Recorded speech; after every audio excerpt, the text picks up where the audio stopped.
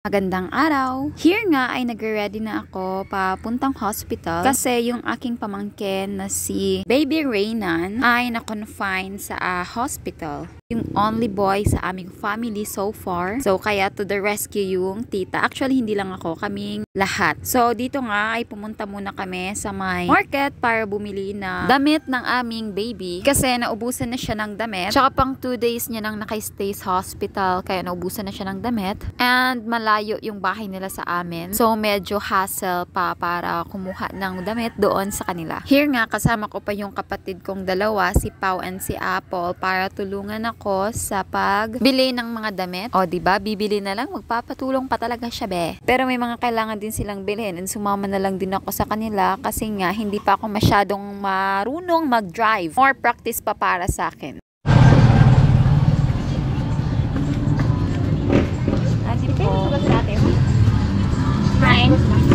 Sarap-sarapan tayo dyan. Ano o? Oo. 180. 180 lang yung ila. Tama na? Hindi na pala video niya pati dito sa punta. 180 na yun. Naman hina.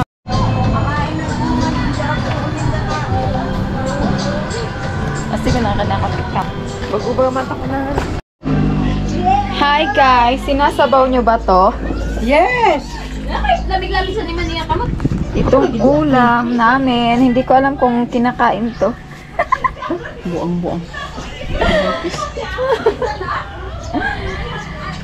Hi my love! Kumusta ka? Ay, sorry. Kinakain ba to guys? Kain tayo. Ay, sorry. Na-record. Oh, diba? Instant. So, this day nga, same day, nakalabas na din yung aking pamangkin. Thanks God, kasi okay na siya. Grabe, sobrang pinakaba kami ng pamangkin ko. Kasi sobrang nagsuka siya and nagtae. Yung ganyang case is delikado siya sa mga bata, especially sa mga baby, kasi hindi sila makausap or hindi sila matanong kung ano ba yung masakit sa kanila. And yung dehydration, kaya talagang sinugod agad namin siya sa hospital and nag-stay siya doon ng 2 days. And medyo masakit din sa bulsa ng kanyang mga parents. Pero hindi naman yun talaga importante. Basta yung importante is gumaling na yung baby. And here nga na siya yan yung aming only boy so far. Kasi di natin alam, 6 kaming magkakapatid. Okay, here nga ay nag-lunch na kami. So yung pinakita ko pala kanina, ulam is fish pala yun. I know, eel pala. Tinanong ko kung sinasabaw yun kasi akala ko yun yung usual na kinakain ko na ginagata ng mama ko. Yung ginataan lagi yung luto niya. Kasi medyo may pagka-similarity yung kanilang hitsura. Yung tawag namin dito sa Masbate, here dito sa Aroroy, ay kanipa. Usually yung luto doon is ginataan. And here naman, medyo may pagka-similarity sila. Kaya una, hindi ko alam kung kakain ako. Kasi be, napaka-arte ko be sa ulam be. Lalo na kung hindi ko masyadong kilala yung isda. Ewan ko. And alam ko kasi hindi talaga yung sinasabaw. Kasi sobra yung lansa niya be. Pero nung tinikman ko, grabe, ang sarap naman pala talaga. Magkaiba pala yun. Ito kasing ulam namin is ubod yung tawag. And yung isa naman na tinutukoy ko is kanipa yung tawag namin. Hindi ko alam kung ano yun sa Tagalog. So here nga yung aking family. Ganyan po kami kumain. Ang kain namin is 1 hour. 45 minutes yung chismis dyan. Mga 3 PM na nga to, no? Niyaya ako ng ate ko na dalhin daw namin yung aking pamangkin sa manggagamot dito sa amin. Sa province, no, naniniwala talaga kami sa mga manggagamot dito, no? Yung ba? Albularyo. Yan pala yung pamangkin ko, diba? Ang pogi niya, be. Buyag lang.